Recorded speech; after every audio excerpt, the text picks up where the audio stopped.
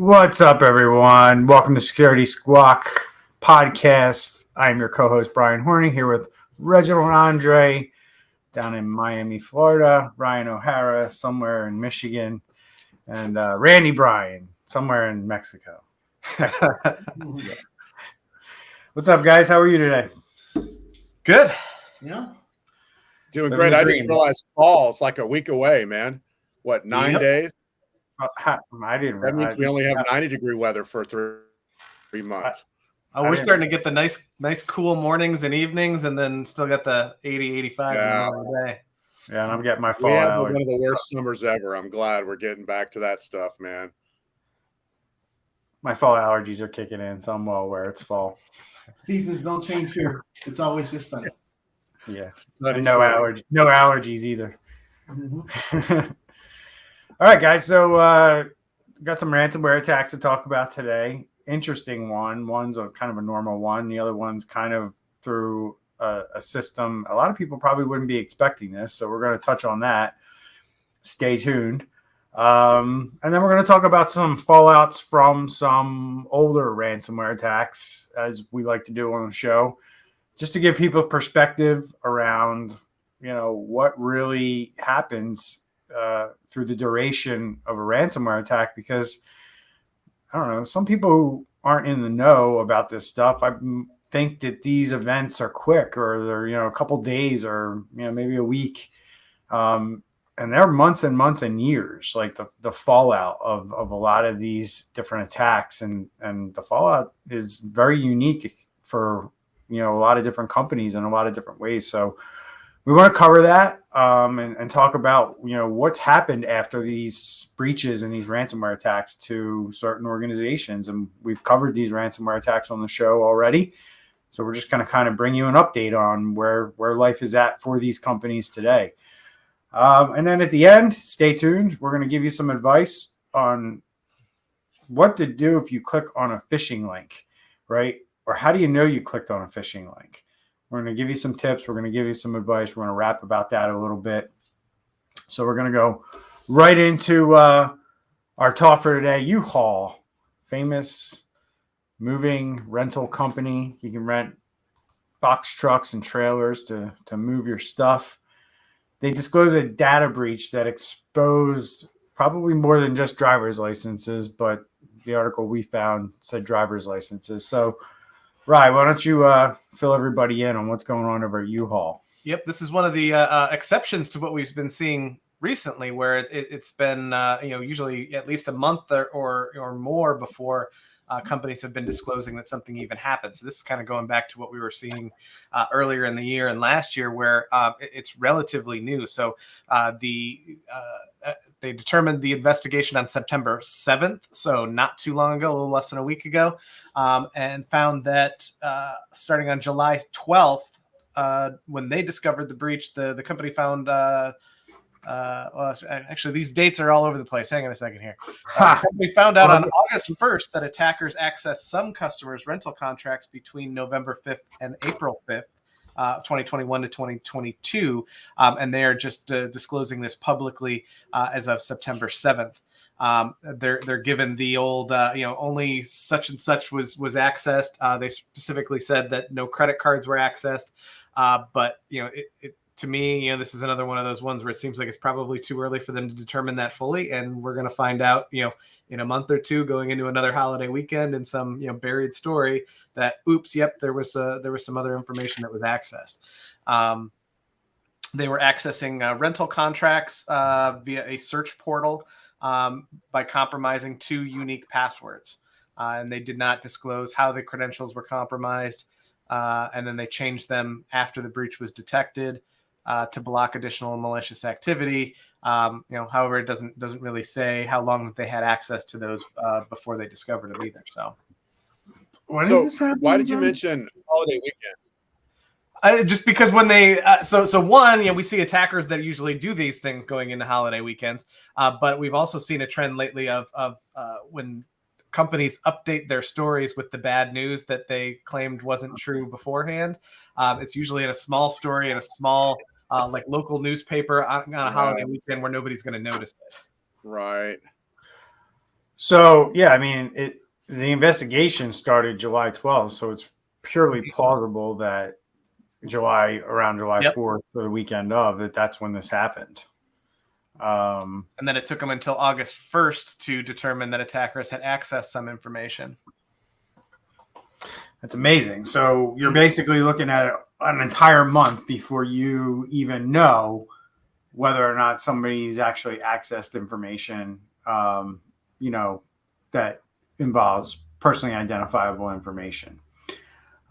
Just goes back to what our boy Andre always likes to point out, is that no customer data or was compromised in the event, and he loves to point out that it's too soon to say that. Well, the other thing too that so they do admit that driver's license and state identifications were accessed. So just because that's not a credit card or a social security number, I mean, that's something that could very easily be used to confirm, your identity. So they could use that information to call in to another service and they provide that as evidence that they are who they say they are, and then get access to, somebody's bank account, perhaps.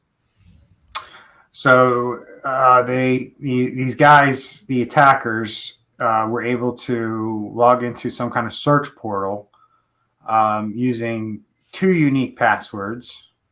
We don't have any information on that. Was that 2 separate accounts that they were able to breach? And what we also don't have from U-Haul, which would be nice to know, is were these compromised credentials that were on the dark web that were being used, or were these credentials compromised in some other way through what we're going to talk about later, phishing attacks, phishing links, fake websites, that look like you're logging into a legit site.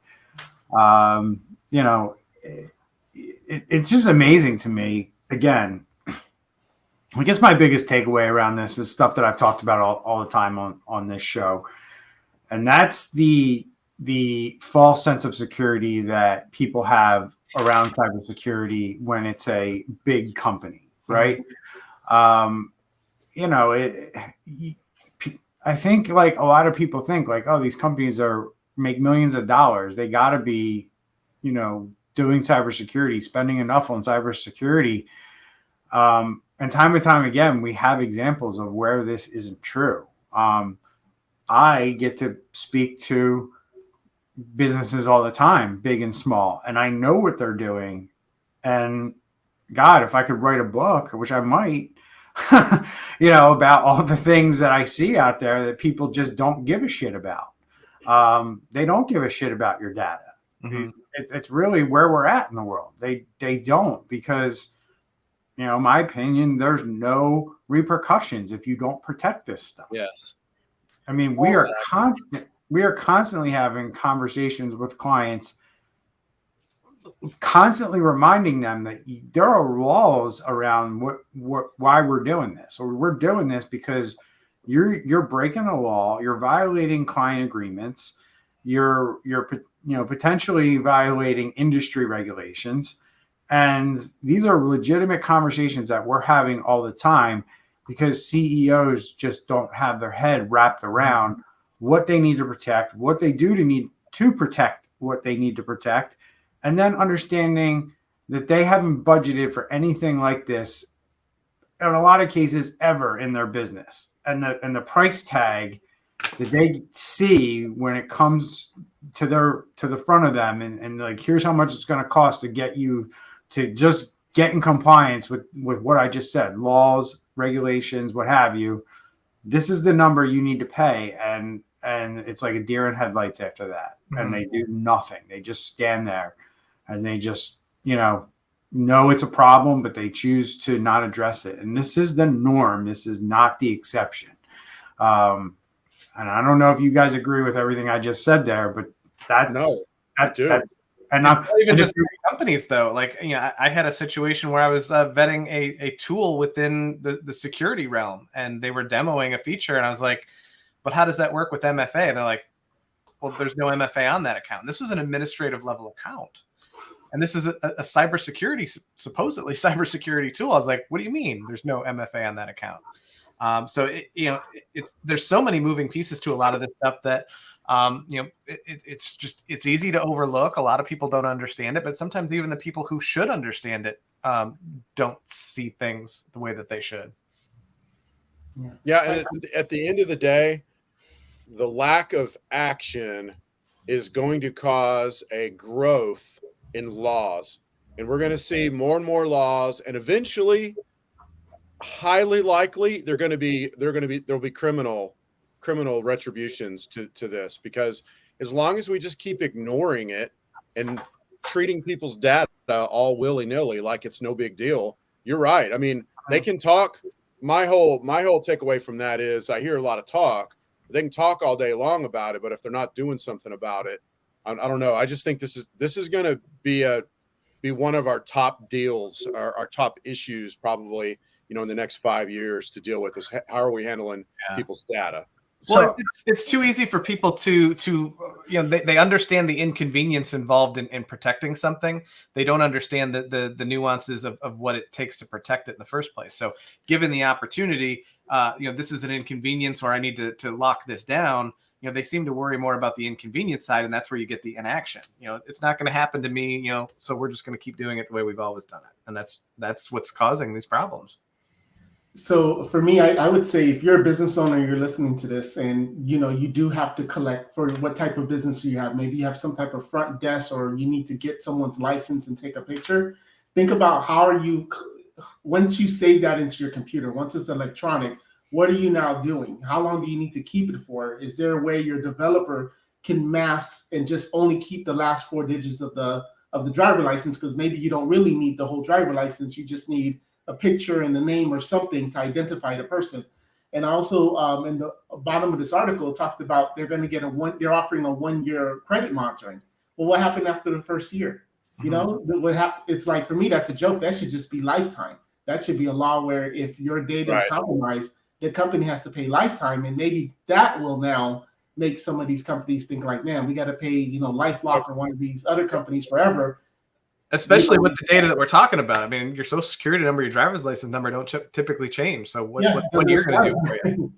Just came up with a business idea. Whoever one of y'all want to do it is create a credit reporting monitoring service. If somebody's breached, they pay into a fund, and then that gives them lifetime credit monitoring. Boom. I'm going to call it the Randy Bryan Fund. Okay. That'll be a great creative idea. So so here's something that crosses my mind. I was just actually 2 companies came to mind when I thought of this, and that is the idea that maybe you think you pay attention to your cybersecurity because you've delegated that to somebody else in the company, right? And like I am a proponent that we are at a point where not only does the CEO and probably depending on the size of the company and the makeup, the whole C-level need to be involved and understand where the risks are, how they can be attacked, all these types of things, what the cybersecurity plan is, how they're fighting back. But also, if you have a board, like they need to be involved too. And why do I say this, right? Because the mistake that I'm seeing businesses make across the board are we delegate it to one person or a 2-man team or a 3-man team. Shit, I just read the other day that Patreon fired their whole entire security staff of 5 people, right? And I happened to be debating this with somebody who basically said, I said, he's like, I'm canceling my Patreon account because they got rid of their security team. I was like, well, maybe they outsourced it to a company like mine. He's like, that's even worse. And I'm like, that's even worse. I'm like, we're some of the best equipped companies out there to deal with this problem. And he argued with me from the stance, I don't know who his MSSP is, who his MSP is, but his purview of companies like ours is very, very distorted. He doesn't think very highly of MSPs for whatever reason. Maybe he lost a job to one once or something like that. I don't know. But the reality of it is that we have tools that other companies, other IT departments, individual IT users will never have access to. And we have weapons where we can fight back, or we can detect things that other, even Fortune 500 companies won't have access to unless they work through what we call the channel, or companies like ours who have access to these tools. And that's just the reality. But where I see a lot of companies missing the mark on how they're doing this and delegating it to a few people or one person, what happens if that person leaves, removes themselves from your company, dies, whatever? You have no idea what your cybersecurity makeup is at this point when that person walks out the door. And that's the risk a lot of companies are running. They're playing with fire because the CEO wants to take no ownership, no responsibility of what is happening with their cybersecurity in their company. They say they have it handled, but their way of handling it was, okay, you're smart, you go take care of it.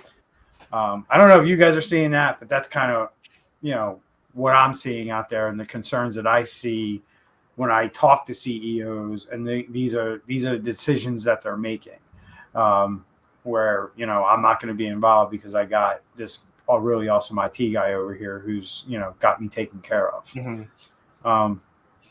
And time and time again, those companies are breached. So we got this Lorenz ransomware.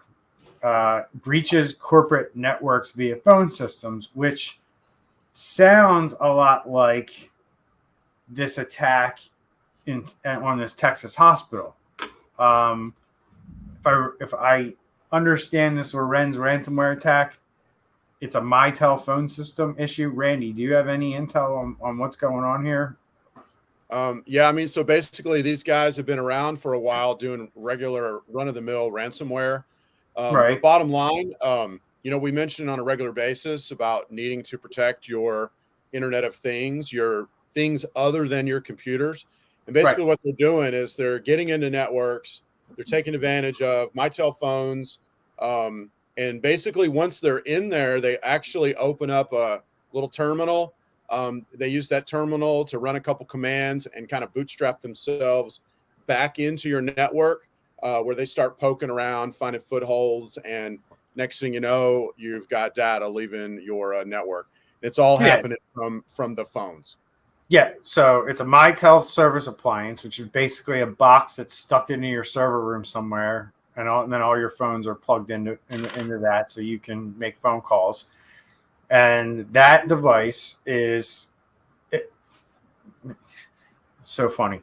But that device is on the internet, right? Even if you don't have firewall ports open, that thing is facing the internet. And we have a particular client who does not use Mitel. It might be Mitel, actually. I don't know because we don't do their phones. But we run regular vulnerability scans on this company's internal and external network. And 3 times in the last quarter, we found vulnerabilities on their voice over IP provider's box, which then we reach out to them and say, hey, we found this vulnerability. And in all 3 cases, they were able to change a configuration or update the system and get rid of the vulnerability. And that's exactly what's happening here. So these guys were able to basically, as Randy said, do what's called a reverse shell, which gives them like a little terminal, but it gives them God mode over the system. And then they basically created their own backdoor, their own VPN into this company's network. And we can talk about how you can avoid these things and why certain things that we talk about all the time on the show are important.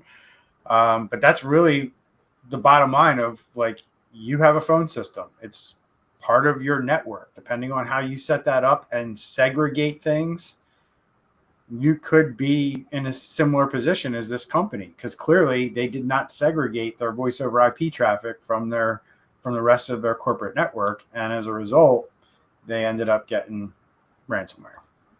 And many times phones are the ones that are overlooked. You know, Yep. I've been in scenarios where it's still the default password that you can Google for, polycoms and just and like you said, not to go technical, but the VLANs and things like that to segment the network is so important.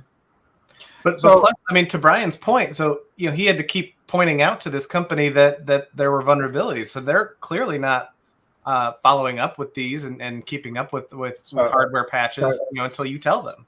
So here's the funny thing, and I think it's important for me to say this, and I don't, please don't take this the wrong way when I say this, but this company that we reached out to is a competitor in our area. They say they do the same things as us, okay?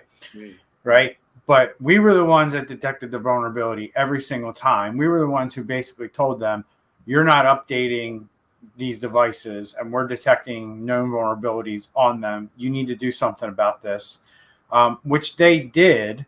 But the other thing is, so this company is fairly large in terms of their voice over IP customer footprint, their customer base. They sell a lot of voice over IP, more than they would sell traditional IT services.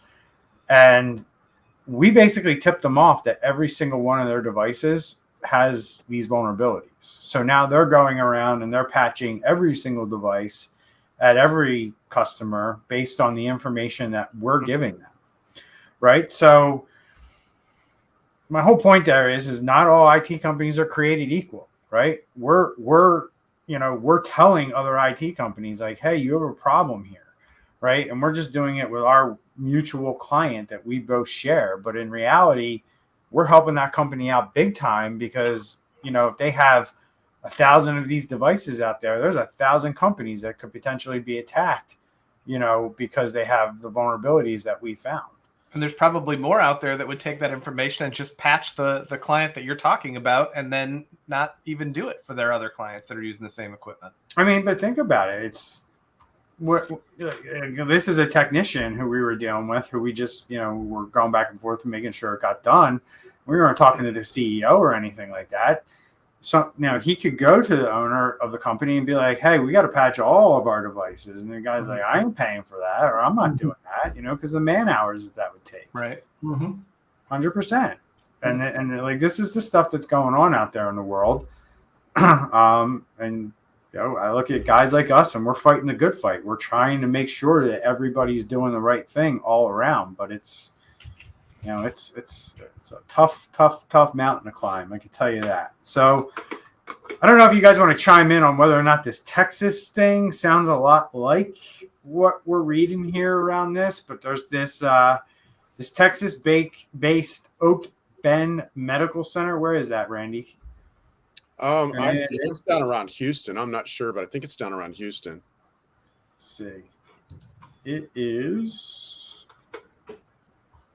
Richmond, Texas. Yeah, located that's in the greater Houston area. Yep. Yeah, the 281 is a Houston area code. And it says it's in the process of rebuilding its communication systems in the aftermath of a ransomware attack that occurred September 1st. It informed patients via notice on its website. I guess what I don't understand is it sounds like the way that this is written, and maybe the person who wrote it just didn't know what they were writing about, but it just sounds to me like they're saying that their phone system got ransomware attacked, but I don't think that's the case. It's probably their computer system has a. So an interesting thing, though, if you click through and go to their website, it actually has a full directory of phone numbers, like temporary numbers. I don't know if they're temporary, but I've never seen. I mean, sometimes there's like a help desk number you can call or a couple people you can call, but I've never seen like a full directory on one of these notifications. So, I mean, if we're voting on this, I'm voting that this was an attack on their phone systems, which would make a lot of sense. Just so happened that we've just heard of this, and and we've also heard of the Lorenz Mitel vulnerability. So I don't know. I think they took everything down. Yeah, I think they took everything down. They just took all the phone systems down and the computers down, because if the phone system was the way they got in, that's why they took that offline, right?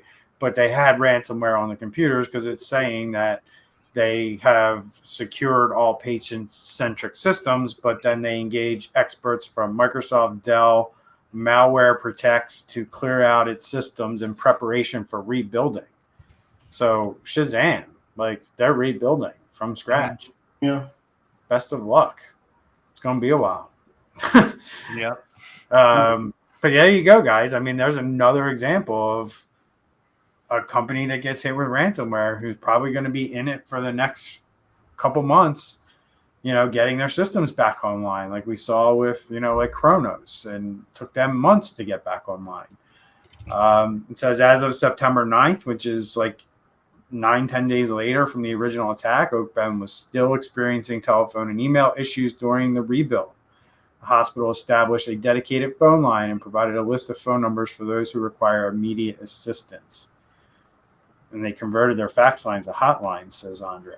So, well, that was more of a joke. That could be the plan, right? Hey, we have these pot lines. Let's just convert them to real lines that people can they call. probably ordered pot lines if they didn't have them, because I'm sure they were like, yeah, we can't plug that back in. I would be willing to bet if you were like, hey, the odds are this, and you can bet whether this was a Mitel system. I'm taking that bet. I definitely think Mitel was involved here, and that just shows you how quickly, ransomware attackers and cyber criminals take advantage of vulnerabilities that get disclosed out there.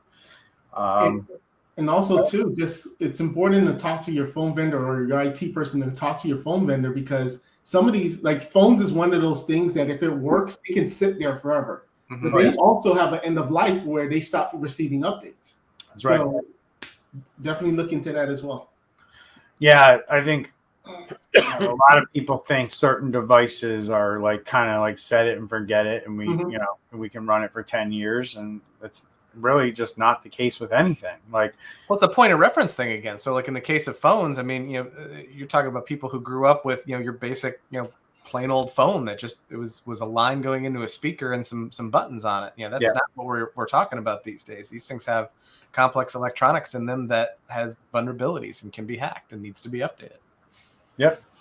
So let's jump into some talks here about some aftermath, since we're talking about hinting to what the aftermath could be for that hospital. We get this medical billing company that faces a lawsuit after a ransomware attack. And what we're seeing here is basically months after a ransomware attack, this Practice Resources LLC is facing some legal battles with a new class action lawsuit being filed against them. And that's one of the things that we talk about on the show a lot, is like, if this impacts enough people, you're going to be dealing with a class action lawsuit down the road. Are you prepared for that? Or, do you have the proper insurance coverages in place? Depending on how big the class action lawsuit ends up being, which ultimately depends on the number of records you have and the number of people that were affected by the breach. Do you have enough coverage to cover the cost of a class action lawsuit? I mean, or are you going to be paying out of pocket or at some point, or just, claiming bankruptcy to beg forgiveness from the courts because you can't pay it?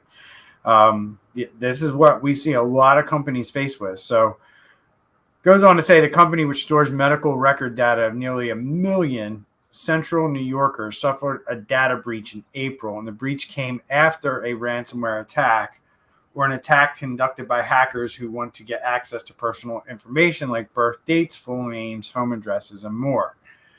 So, what do you guys? I mean, there's not a whole lot to talk about here, quite frankly, other than there's a lot of patients that were affected by this, and we talk about all the time, like all the correlation or all the data that can be mined here to do other things. And I think that's what this article mainly points out, is like, why would somebody want this information? And, why is it important that companies like Practice Resources protect this data? Probably thought that they would never be the victim of any kind of attack at any point. And, in some cases, people will be like, we don't have that much data that's that important that anybody would want. Here is a perfect example of this is data that cyber criminals have taken. They're going to use it for things in the future. And now this company is going to pay the price for it. So anything you guys want to add to this? Randy, what do you mean? Ryan, which article is this? This is the right here, number 5 in the list. So, I didn't have that one. So I covered most of it. I mean, I don't know if anybody has any particular opinions on it. It's 1 million patient records. That's really what it boils down to. I would just add, just think about it if it's your business and you went through this whole process of getting attacked and now you're having your clients sue you or third-party people sue you. Can your business handle that? What's going to happen? So I'm not sure how large this company is. I was trying to do a quick search, but this could be the fall of this company easily. And that's on top of the cost of even getting past the attack in the first place, right? So that's the stuff that we can't predict. We can go in and give somebody a pretty good idea of here's what your costs are going to look like if you have a cyber attack for getting back up and running, legal costs, insurance, things like that. But we can't predict if how many people are going to sue them and what the fallout of that could be. So when we give them a prediction, it's usually a high number, and that's the bare minimum. That doesn't include the consequences of getting sued. Yep. And your employees are not going to want to stay for that, right? They're going to find another company because it's like I'm not staying for this one. Well, you're going to have to hire somebody to come in and basically gather the information that's being requested as part of the discovery process, because once the class action lawsuit is filed, and assuming that the judge is going to let it proceed to trial, the first thing the lawyers are going to do is ask for all the evidence from this practice resources to prove that they've had a cybersecurity program in place and they were doing everything that they could do to protect this data, and you're going to have to prove all of that. So, it's one thing to say, my guys got me covered. It's a completely different thing when you can say, here's our cybersecurity program. Here's the framework we follow. Here's how often we meet on it. Here's when we did our last tabletop. Here was the result of that tabletop and the lessons learned. That's all going to be documented somewhere. And that's all stuff that you can easily turn over to lawyers in this process. More than likely, lawyers are going to have to sift through millions and millions of emails to try to figure out if there's anything here. And there's probably not going to be a whole lot. So. Yeah. Moving right along, we'll just go right into we're going to talk about the ransomware problem in this article from, I'm pretty sure he's a big fan of the show, but it's Danny Palmer over at ZDNet. And, he talks about something that I've been kind of harping on for, I feel like the last couple months. I don't know when I first said it, but obviously being somebody who covers these attacks all the time, and going from a place, 2 years, year and a half ago to where it was hot off the press type news, you were almost reporting ransomware attacks in real time, to, what you're seeing today, which is we're reporting ransomware attacks months and weeks after they actually happen. It's a little less fun, but it's still happening. It's not changed. And I think it was the last show or the show before where I raised the concern that I had around companies keeping this stuff so close to the vest. And that's what's kind of brought up in this article, saying if we continue down this path of not sharing information and not letting people know that certain things are happening and how they're happening and what we're seeing is indicators of compromise or what happens, in the ransomware attack itself. It could be, getting that information out maybe a month sooner could prevent 20 other companies from having a problem. And that's kind of what this article points out. Just like to talk about that a little bit before we jump into the next two topics. Do you guys feel the same way I do, or do you see it differently? No, 100%. It's the one of the struggles that we face is people just don't think this is happening because nobody's talking about it. Particularly in the smaller business circles. I was having a conversation with somebody this morning about this very thing. We were talking about it. Nobody knew anybody in their circle of friends that were other business owners that had ever had this happen to them. And I said, I bet you they have. They just don't talk about it. People are embarrassed by this. It's stigmatized. But we know that it happens all the time. I mean, we just talk to an insurance agent and what they've seen over the last 2 years about insurance. I mean, if these rates are skyrocketing and these requirements are happening, it's not because they're just, the wind's blowing. It's because they're paying out claims. These things are happening every single day. But if nobody talks about it, it's easy enough to distance yourself from it and think that it's not going to happen to you. Yeah, I was actually just speaking with an incident response company in Miami. And he told me that in the Miami market, obviously Miami market is big, but he's telling me that they're getting 3 a week and they're busy. Because it takes a long time to go through this process. So it's definitely happening. Just nobody's talking about it. Yeah, I think in any culture around the world, there's always things that are kind of taboo to talk about. And we've just got to normalize certain things and make it okay to talk about. Right now, it's not normalized because if one of us had a breach, we're not going to be all excited and happy about going to talk about it. I mean, our very nature is going to be to keep it to ourselves and not spread it around. So we've just got to change that.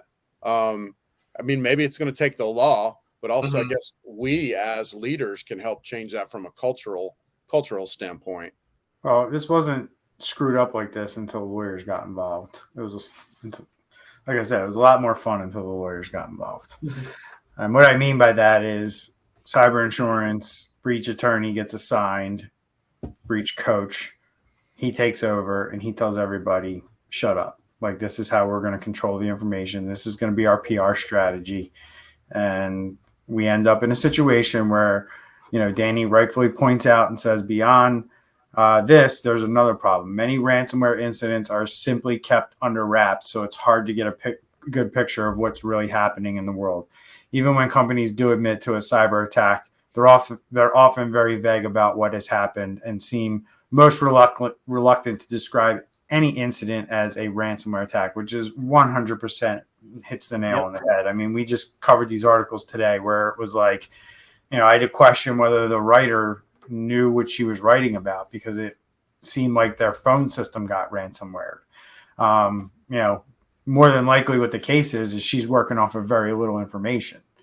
And that's what allows other business owners though to look at those scenarios and just think that it was some, magical Hollywood type hack where, some guy in a hoodie just sat in front of a keyboard for 30 seconds and got in because they targeted that company. When in reality, in most cases, once the details do come out, if they ever do, it's somebody made a mistake. There was some poor hygiene someplace. There was a VPN that they hadn't used in 5 years that had a, low security password on it. That just the stuff that's happening every day to in businesses just waiting to be capitalized on, but they don't see that. They just see and build up in their minds this fancy thing that they can't put themselves in the seat of.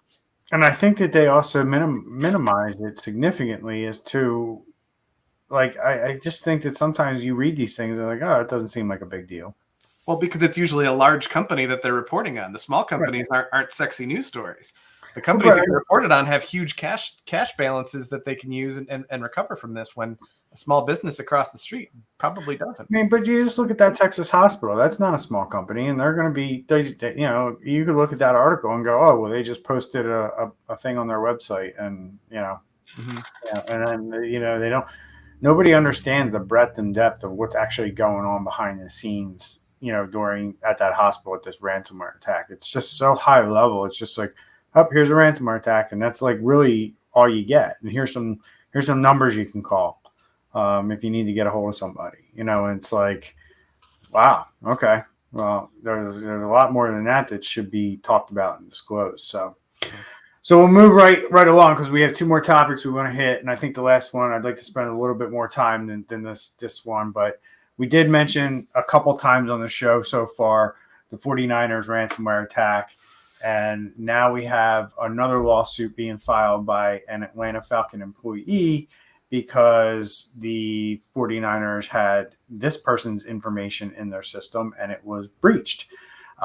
So, we found it interesting because it was another football team. Like this person, at first we thought maybe they went to work for the Falcons after working for the 49ers, but no, it was just because the 49ers and Falcons did business together.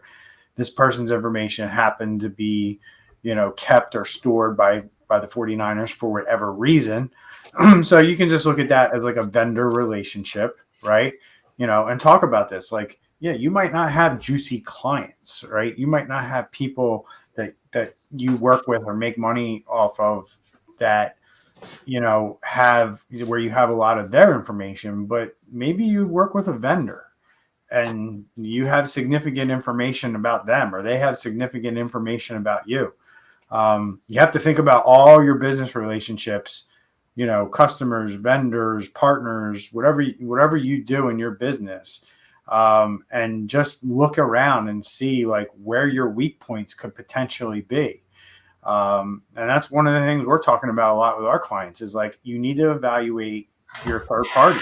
Like, you have to evaluate them. And this is a very foreign concept to most businesses. I don't think there's very many companies, unless you're huge, where you're looking at your partners and vendors and asking them what they're doing to protect the data that you guys share. Randy's shaking his head. I feel like I'm getting. No, you are. I'm seeing a little trend here today. I mean, it keeps coming up over and over again. How are you handling, data? Where's data? When I went to get my root canal on the sheet of paper that they still have nothing digital, and they wanted my social, and I just put the first like 4 or 5 numbers, and that was it. And I was like, well, there's no reason you need my social. You have my insurance card. Yeah. Mm-hmm. So, 49ers are now being sued by Atlanta Falcon employee directly, but I imagine that'll probably turn into some kind of class action lawsuit eventually once the rest of the people get notified. There was almost 21,000 people affected by that. Yeah. So, go ahead. I was going to say there's, I believe we're up to around 5 states right now, but there's a growing trend on states putting out laws about how you deal with data, and determining if you're just a regular person, like you take Andre's information for the dental exam, and then that just passes through you, and you're not holding on to it, or if you're taking that data and aggregating it or storing it in some place and doing something with it to manipulate it. Those laws, I've been discussing this with my lawyer the last couple of months. Those laws I think they've already been passed in California, which means it'll probably end up around the rest of the country, before we know it. But every company's really got to start thinking about how they're dealing with customers' data and what they do with it, how they keep it, all that kind of stuff. So anyway, go ahead. Sorry. No, I wasn't going to say much, but I obviously saw you wanted to talk there. But at the end of the day, you're 100% right. I mean, we have clients over in Europe, and what they have to deal with versus what the United States has to deal with in terms of what they need to protect and the laws that are already on the books over there is unbelievable. But here's the problem that I have. God, I hate saying these things, but I mean, I just have to be honest with people. The reality of it is that, I'm dealing with a company that's based out of the United States. Nobody in the United States is making them do this stuff. And it's like, when I'm telling them they have to do this because this is the law in Europe and they operate in Europe, it's like they look at me like I'm an alien. And I'm like, what don't you understand? Like, you have to do this stuff. Like, yes, it's going to cost money. Yes, you're going to have to pay more money, invest in things, have policies in place, have procedures in place. God forbid if people actually have policies and procedures and give them their employees, so employees know how to actually handle certain situations, or this is how we want, things handled, or, just segregating data from employees. Employees don't need to have access to something because they don't work on a particular client or a particular project. Taking access away from them so they don't have access to that. That's stuff that you have to do per these European laws. And sometimes these CEOs look at me and be like, yeah, we really don't have to do that. And I'm like, I'm really curious, like how much money, these big corporations are spending on lobbying to get these laws that get proposed either stripped of all their meat or, just submarined entirely, versus what they would pay if they just started doing some of these things and protecting themselves. Yeah, 100%. I mean, it's unbelievable how we know, because we talked to Chris Krebs and he kind of laid it out. He's like, the people on the cybersecurity side need to lobby just as hard as the people who are lobbying, so they don't have to spend this money. Yep. And that's why we don't have the laws that Europe has, because there's people receiving donations and political contributions to not move this stuff forward. And that's the reality of the world that we live in. The other piece of it is a lot of legislators don't understand this stuff. So they're apprehensive to move forward in that respect too. Just like CEOs, in my opinion. CEOs are apprehensive to move forward like they should, because they don't get it. And a lot of times they don't want to believe it. So, all right, boys, let's wrap up. 5 minutes. We can go kind of like around the horn, rapid fire here, and let's educate people on what you should do if you click on a phishing link. Because, God, I believe that most people just like close their eyes and close everything that just popped up and like hope for the best, right? I think that's what most people do when they get a phishing link. Or just stop and wait and see. Like, is something bad going to happen? Like, because again, it goes back to the stigma, though. Like, they don't want to report it. They don't want to get in trouble. They just hope that maybe it wasn't anything at all. And it didn't do anything good. I'm good. Let me just reboot my computer. All right. So, just so you know, we're laughing because when you click on phishing links, to you, the end user, it looks like nothing's happening. But behind the scenes, there's a little hamster running in the back. He's hacking your system. So let's all go around the horn. What's one thing you guys recommend people do if they click on a phishing link? Report it to your IT. Yep.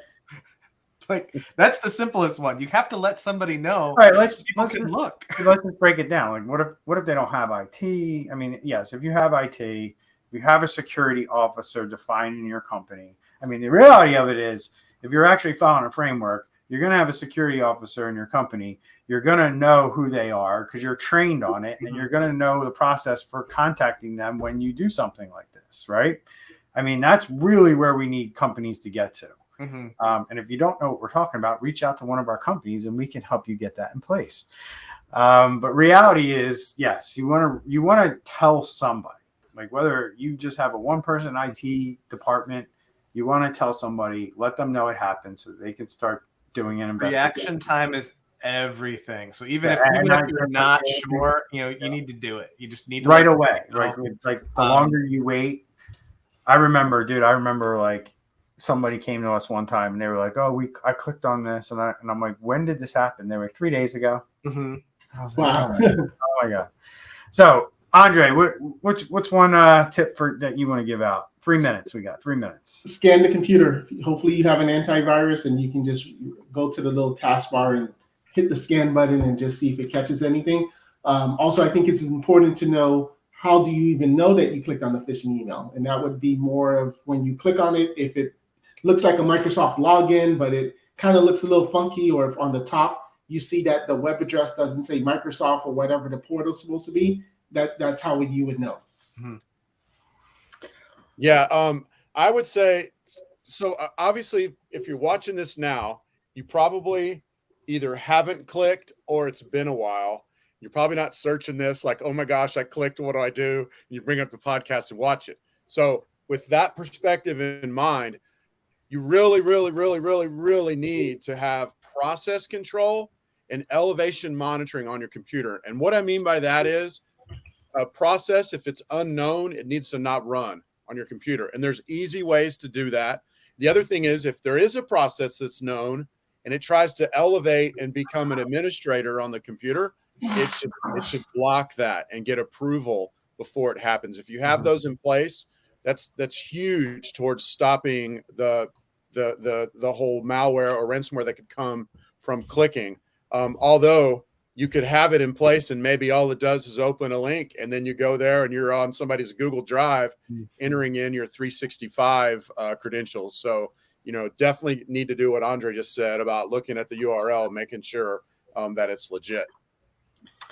Yeah, and I'll just throw in there, number one, make sure that if you do click on a phishing link and you end up going somewhere where you enter your credentials, you probably just gave away your username or password to somebody. So make sure, use a password manager, number one. That helps you easily, do things like this, but you're going to have to go around and change your passwords like pretty immediately.